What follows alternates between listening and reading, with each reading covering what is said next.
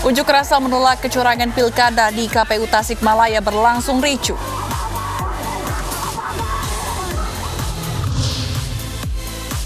"23 tersangka teroris yang ditangkap di Lampung dipindahkan ke Makobrimob Depok.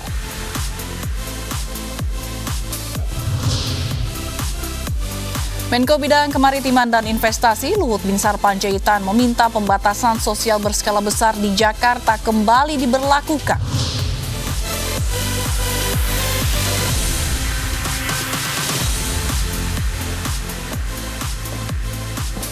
Selamat malam pemirsa, Gubernur Jawa Barat Ridwan Kamil meminta Menko Polhukam Mahfud MD ikut bertanggung jawab atas kerumunan pasca kepulangan Rizik Syihab.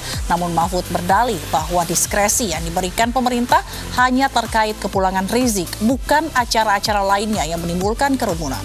Informasinya akan hadir dalam iNews Malam bersama saya, Fazilah Khairunisa.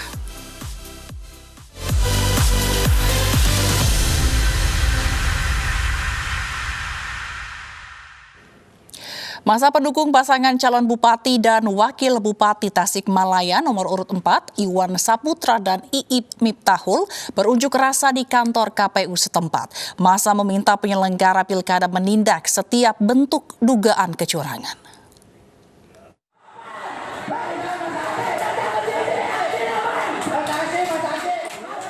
Saling dorong tak terhindarkan saat masa pendukung Iwan Saputra Iip Miftahul menggeruduk kantor KPU Kabupaten Tasikmalaya Rabu siang. Aksi massa ini sebagai bentuk kekecewaan terhadap penyelenggaraan pilkada di Kabupaten Tasikmalaya. Akibat kericuan ini, sejumlah polisi terluka terkena lemparan batu.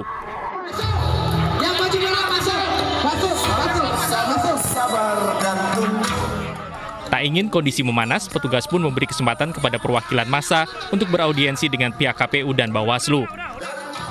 Selama proses audiensi, massa yang tidak ikut masuk tetap menggelar unjuk rasa dengan membakar ban dan berorasi.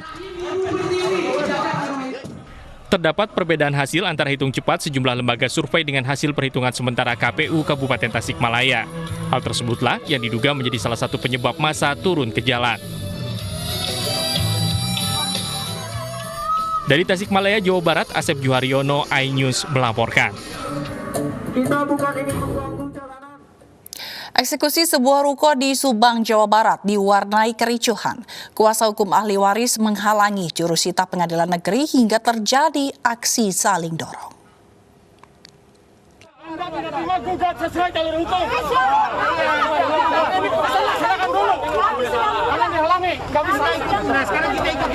Kericuan terjadi saat jurusita pengadilan negeri Subang akan mengeksekusi sebuah ruko di Jalan Arif Rahman Hakim Subang, Jawa Barat. Kuasa hukum ahli waris menghalang-halangi petugas sehingga memicu adu mulut dan saling dorong.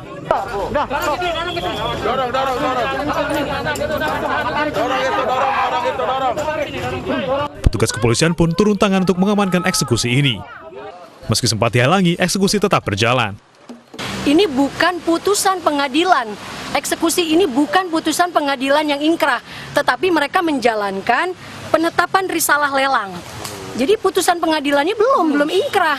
Masih dalam proses. Yang mereka melaksanakan adalah ini, masalah lelang. Satu, keduanya, di lelang itu obskur, Bang. Apa alamat yang mereka lakukan untuk eksekusi bukan di alamat yang sebenarnya. Pihak termohon juga mempertahankan haknya itu juga dengan alasan-alasan. Kita juga mempertahankan bukti-bukti yang berdasarkan dari penetapan. Sebelum penetapan kan kita musyawarah dulu dengan ketua segala pihak perdata itu. Ternyata kan ini bisa dieksekusi. Menurut PN Subang, eksekusi dilakukan berdasarkan keputusan pengadilan pada 31 Agustus 2020. Penggugat yang merupakan pemenang lelang dari bank mengajukan eksekusi bangunan ke pengadilan dan telah berkekuatan hukum tetap. Dari Subang, Jawa Barat, Yudi Heriawan Juanda, iNews melaporkan. Berdiri di antara bantaran rel dan bahu jalan, belasan gubuk liar di Jalan Setiakawan Gambir, Jakarta Pusat, Rabu siang dibongkar paksa petugas Satpol PP. Selain merusak keindahan tata kota, keberadaan gubuk liar juga dituding mengganggu arus lalu lintas di lokasi.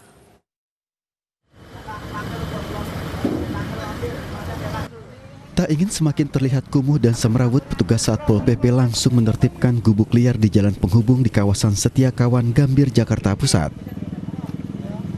Satu persatu gubuk liar yang terdiri di antara bahu jalan dan bantaran rel langsung dibongkar dan diangkut petugas. Seorang penghuni yang tengah tertidur lelap bahkan panik saat dibangunkan petugas.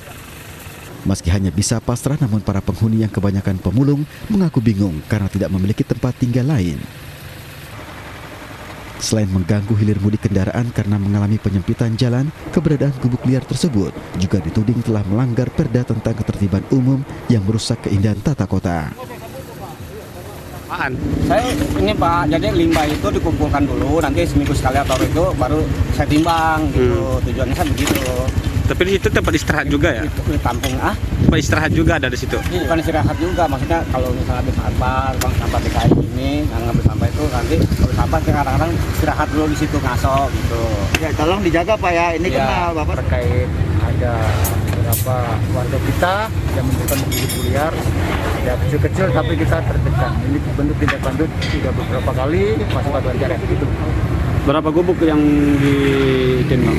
Kurang lebih tadi ada 3 titik yang kita tertibkan, dari sofa, terpal, ataupun spanduk yang buat alas buat neduh yang di lokasi Jalan Setiakawan Baru.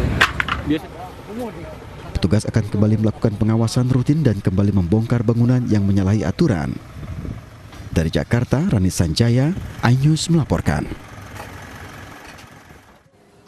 Seorang warga yang tengah bermain skuter listrik di kawasan Bundaran Hotel Indonesia, Menteng, Jakarta Pusat nyaris dijamret. Meski gagal, namun video rekaman detik-detik upaya penjamretan ini viral di media sosial.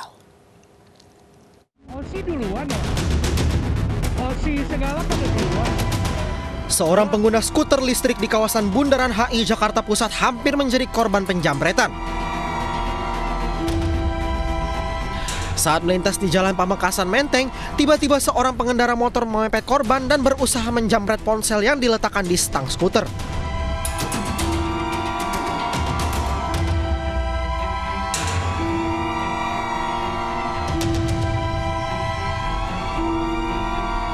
Namun aksi ini gagal dan pelaku kabur dengan motor yang tidak memiliki plat nomor kendaraan. Korban bersama temannya yang berusaha mengejar pelaku tertinggal jauh.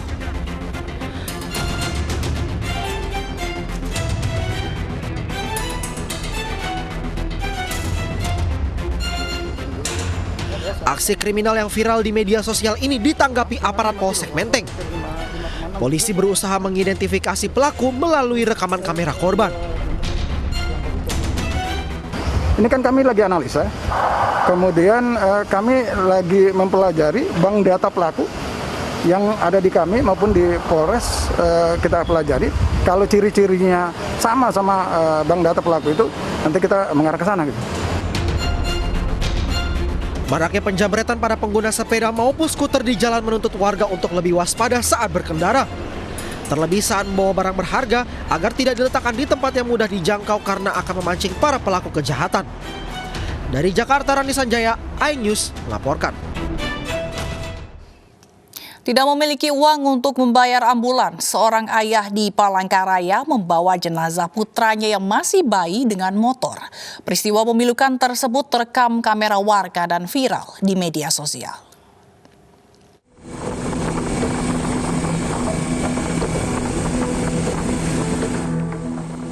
Inilah video saat Asmudin, warga Palangkaraya, Kalimantan Tengah, menggendong jenazah bayinya. Asmudin terpaksa membawa jenazah bayinya dengan motor karena tidak memiliki uang untuk membayar ambulans. Sebelumnya, putra pertamanya tersebut dirawat di Rumah Sakit Umum Daerah Dr. Doris Silvanus Palangkaraya dengan diagnosis sesak nafas dan infeksi dalam.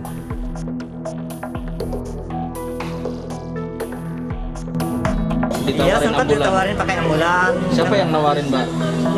Mereka yang di rumah sakit. Tapi kami nggak punya duit, makanya pakai motor aja. Pakai motor. Iya, pakai motor aja. Kan pakai ambulan kan mahal sedikit. Berapa lama anak Bapak dirawat? 2 hari. 2 hari. Di sini, Penyakit apa? 2 hari. Penyakit apa, Pak? Katanya sesak napas, ada infeksi di dalam. Pihak rumah sakit mengaku telah menawarkan fasilitas mobil ambulans untuk membawa jenazah bayi, namun ditolak pihak keluarga.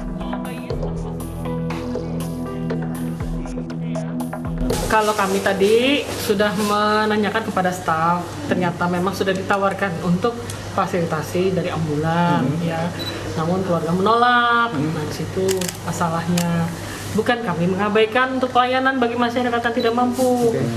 Apabila nanti memerlukan bantuan, tolong sampaikan saja. Tapi kami akan meminta disiapkan surat keterangan tidak mampu setelah pemakaman. Nanti akan dibantu oleh rumah sakit. Usai viralnya video Asmudin, bantuan dari berbagai pihak pun datang untuk Asmudin dan keluarga. Dari Palangkaraya, Kalimantan Tengah, Ade Sata, iNews melaporkan.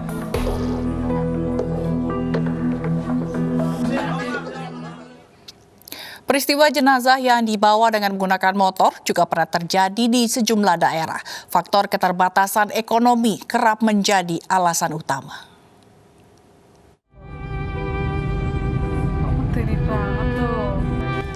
Video saat seorang anak membawa jenazah ibunya hanya dengan motor ini sempat viral di media sosial.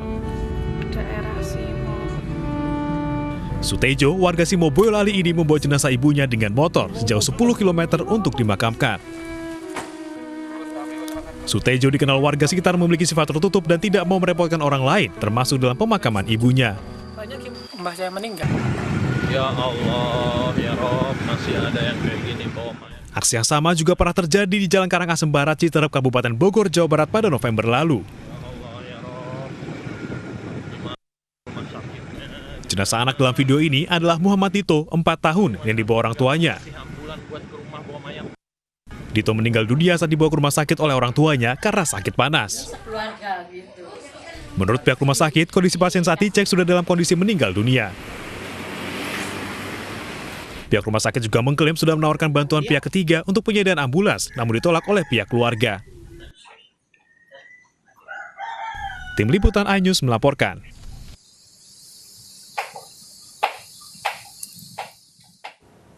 "23 tersangka teroris yang ditangkap di Lampung dipindahkan ke Makobrimob Depok. Informasinya akan hadir sesaat lagi.